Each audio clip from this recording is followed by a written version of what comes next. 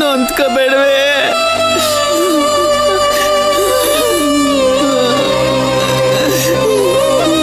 ಸಿಡಿಲು ಬಡಿದು ಎದೆಗೆ ಉರುಳಿತಲ್ಲ ಮನದರ ಮನೆಯು, ಬಂಧಿ ನಾನು ವಿಧಿಸಿರೆ ಮನೆಯು ದಾರಿ ಮುಗಿದಿದೆ. ಮೈನಾ, ಇವಳಕ್ಕೆ ಹಿಂಗೆ ಅಳ್ತಾ ಹೋಗ್ತಾ ಇದ್ದಾಳೆ? ಏನಾಯ್ತು ಇವಳಿಗೆ? ಅವ್ವ,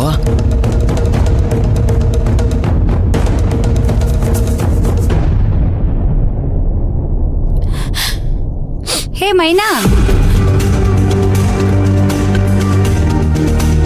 ಯಾಕೆ ಮೈನಾ ಅಳ್ತಾ ಇದೀಯಾ? ಏನಿಲ್ಲ ಮಾಮಕ್ಕ. ಏನಾಯ್ತು ಹೇಳು. ಮೈನಾ, ನಿನ್ನನ್ನೇ ಕೇಳ್ತಾ ಇರೋದು, ಮಾತಾಡು ಮೈನಾ. ಹೇಳು ಮೈನಾ, ಏನಾಯ್ತು ಅಂತ. ಯಾರಿಗೆಲ್ಲ ನನ್ನಿಂದ ತೊಂದರೆ ಆಗ್ತೈತೆ ಅಂತ ನನ್ನ ಊರ್ ಬಿಟ್ಟು ಇಲ್ಲಿಗೆ ಬಂದು ಅವ್ರಿಗೆ ನಾನು ಈಗ್ಲೂ ನೋವೇ ಕೊಡ್ತೀವ್ನಿ, ಈಗ್ಲೂ ಕಷ್ಟನೇ ಕೊಡ್ತೀವ್ನಿ. ನೀನ್ ಯಾರ ಬಗ್ಗೆ ಹೇಳ್ತಾ ಇರೋದು ಮೈನಾ? ನಮ್ಮಮ್ಮ ನನ್ನ ನೆನ್ಸ್ಕೊಂಡು ತುಂಬಾ ಯೋಚನೆ ಮಾಡ್ತಾವ್ರೆ. ಅವ್ರು ನನ್ಗೋಸ್ಕರ ಅಷ್ಟೊಂದು ಕೊರ್ಗೋದು ನನ್ ಕೈ ನೋಡಕ್ ಆಯ್ತಿಲ್ಲ. ಅದು ಗೊತ್ತಿರೋದು ತಾನೇ, ಇವಾಗ ಯಾಕೆ ಅಳ್ತಾ ಇದೀಯಾ? ಅಮ್ಮ ಏನಾದ್ರೂ ಹೇಳಿದ್ರಾ? ಅವ್ರು ಏನಾದ್ರೂ ಹೇಳಿದ್ರೆ ಬಾಯಿ ಮುಚ್ಕೊಂಡು ಕೇಳ್ಬೋದು, ಆದ್ರೆ ಆದ್ರೆ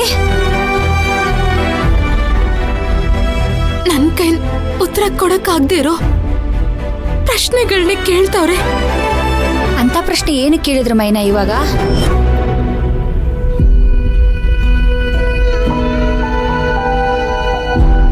ನಿನ್ನೆ ಕೇಳ್ತಿರೋದು, ಹೇಳು ಮೈನಾ. ಧ್ರುವ ಅವ್ರನ್ನ ನೀನ್ ಮರ್ತಿದ್ಯ ಅಂತ ಕೇಳಿದ್ರು. ಅದಕ್ಕೆ ನೀನೇನ್ ಹೇಳ್ದಿ? ಆದಷ್ಟು ಬೇಗ ಮರಿತೀನಿ ಅಂತ ಹೇಳ್ದೆ. ಹಾಗಾದ್ರೆ ಧ್ರುವ ನಿನ್ನ ಮನಸ್ಸಲ್ಲಿರೋದು ಕರೆ ತಾನೆ? ನಿನ್ನನೇ ಕೇಳ್ತಾ ಇರೋದು. ಹೌದು ಮಮ್ಮಕ್ಕ, ಹೌದು. ಏನೋ ನಡೀತು ಅಂತ ಏನ್ ಮರೆಯಕ್ಕಾಯ್ತದೆ? ಅಷ್ಟು ಬೇಗ ಮರೆಯಕ್ಕಾಗಲ್ಲ ನನ್ ಧ್ರುವ ಅವ್ರನ್ನ. ನನ್ ಮನ್ಸನ್ನ ಗಟ್ಟಿ ಮಾಡ್ಕೊಂಡು ಕಷ್ಟಪಟ್ಟು ನಿಧಾನವಾಗಿ ಅವ್ರನ್ನ ಮರಿಬೇಕು. ಅದಕ್ಕೆ ಸ್ವಲ್ಪ ಸಮಯ ಬೇಕು. ಅಷ್ಟೆಲ್ಲ ಕಷ್ಟಪಟ್ಕೊಂಡು ನಿನ್ನ ಯಾರು ಮರಿ ಅಂತ ಹೇಳಿದ್ದು? ಧ್ರುವಂಗೆ ನಿನ್ ಮೇಲೆ ಪ್ರೀತಿ ಕಡಿಮೆ ಆಗಿಲ್ಲ, ಆಗೋದೂ ಇಲ್ಲ. ಈಗ್ಲೂ ನೀವು ಹೂ ಅಂತ ಹೇಳಿದ್ರೆ ಧ್ರುವ ಎಲ್ಲ ಕೆಲಸ ಬಿಟ್ಬಿಟ್ಟು ನಿನ್ನಿಂದ ಓಡೋಡ್ ಬರ್ತಾನೆ. ಇಲ್ಲ ಮಮ್ಮಕ್ಕ, ಅದ್ ನನ್ ಕೈಲಿ ಆಗಲ್ಲ. ನನ್ ಸ್ವಾರ್ಥಕ್ಕೋಸ್ಕರ ಅವ್ರ ಮನೆಯವ್ರನ್ನೆಲ್ಲ ಬಿಟ್ಟು ನನ್ ಜೊತೆ ಬರ್ಬೇಕು ಅಂತ ನಾನು ಯಾವತ್ತೂ ಆಸೆ ಪಡಲ್ಲ. ಇವತ್ತು ಧ್ರುವಂದು ತುಳಸಿದ ನಿಶ್ಚಿತಾರ್ಥ ಇದೆ. ಇತ್ತಾಗೆ ಧ್ರುವಂಗೆ ಮರೆಯಕ್ ಆಗಲ್ಲ ಅಂತ ಹೇಳ್ತೀಯಾ? ಇತ್ತ ಮದುವೆ ಆಗು ಅಂದ್ರೆ? ಮಮ್ಮಕ್ಕ, ಹೇಳ್ತಿದ್ದೀನಲ್ವಾ ಅದು ಆಗಲ್ಲ ಅಂತ. ನೋಡಿ, ನನ್ನಿಂದ ಧ್ರುವ ಅವ್ರಿಗೆ ಯಾವ ತೊಂದ್ರೆನೂ ಆಗ್ಬಾರ್ದು. ಅವ್ರು ಎಲ್ಲೇ ಇದ್ರು ಅವ್ರು ಸುಖವಾಗಿ ಇರ್ಬೇಕು. ಹಾಗಾದ್ರೆ ಸಿಂಪಲ್, ನಿನ್ನಿಂದ ಧ್ರುವನ್ ಮರೆಯಕ್ ಆಗುತ್ತಾ? ನಿನ್ನಿಂದ ಮರೆಯಕ್ ಸಾಧ್ಯನಾ? ಹೇಳು ಮೈನಾ, ನಿನ್ನಿಂದ ಸಾಧ್ಯನಾ?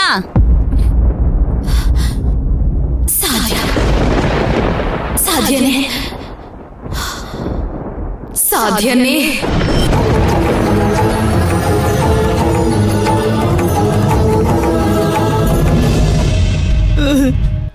ಅವ್ವ, ಯಾಕವ್ವ ಅಳ್ತಾ ಇದ್ಯಾ? ಮೈನಾ ಕಳ್ತಾ ಹೋಗ್ತಾ ಇದ್ದಾಳೆ? ಏನೋ ಅವಳ ಜೀವನ ಹಿಂಗಾಗೋಯ್ತಲ್ಲ ಅಂತ 2 ಮಾತು ಕೇಳ್ದೆ ಕಣಪ್ಪ. ಅಂಥದ್ದೇನವ್ವ ಕೇಳ್ದೆ?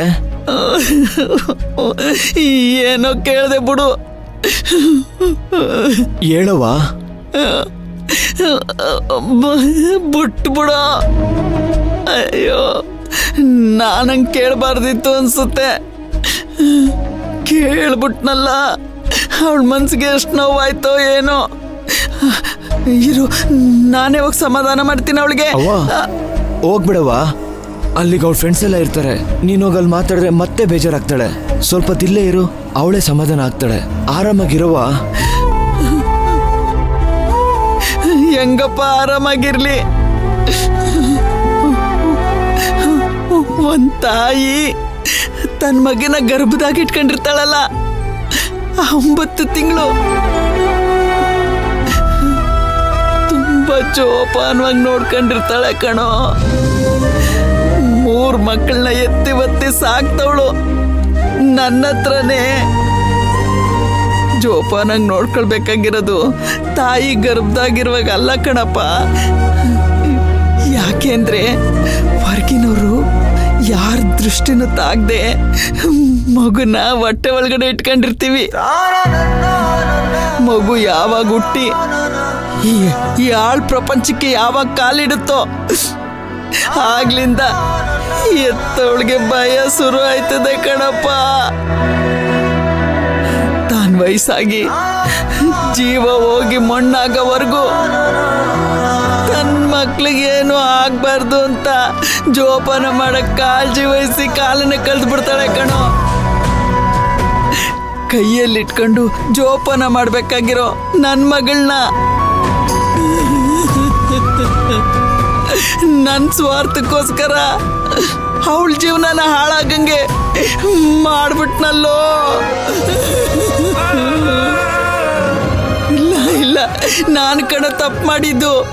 ನಾನು ಮಾಡಿದ ತಪ್ಪು ಇವಳಲ್ಲಿ ಕೆಲ್ಸಕ್ಕೆ ಕಳಿಸ್ಬಾರ್ದಾಗಿತ್ತು ಕಣೋ, ಕಳಿಸ್ಬಾರ್ದಾಗಿತ್ತು.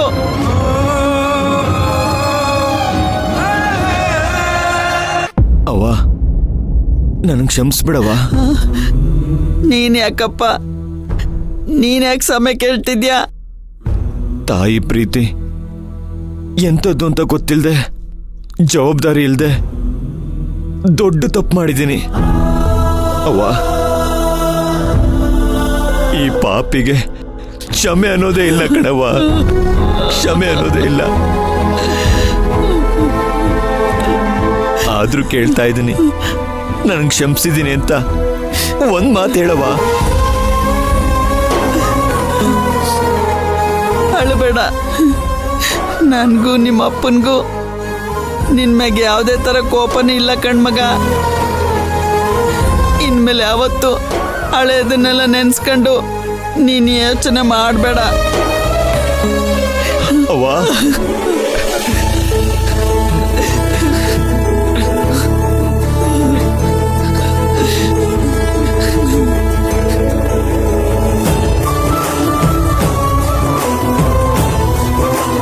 ನೀನೇನು ಚಿಂತೆ ಮಾಡ್ಬೇಡ ಕಣವ್ವ, ಎಲ್ಲ ಸರಿ ಹೋಗುತ್ತೆ ಅವ್ವ. ಇವತ್ತು ನಡೀತಾ ಇರೋದು ಒಂದ್ ಮದ್ವೆ ಅಲ್ಲ,